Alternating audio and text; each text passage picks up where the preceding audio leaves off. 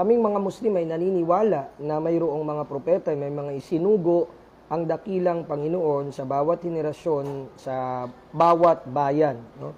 At ito'y sinabi mismo ng dakilang lumikha, walakad ba'athna fi kulli ummatir rasula an i'budullaha wajtanibut taghut.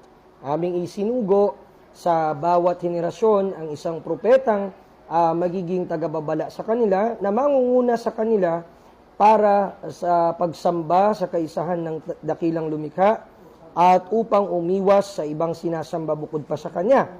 Kanya, ang misyon ng mga propeta ay ang panawagan sa pagsamba at pagkilala sa nag-iisang Diyos, na walang anumang uri ng pagtatambal na maihahalo sa pagsamba at pagsampalataya sa Kanya.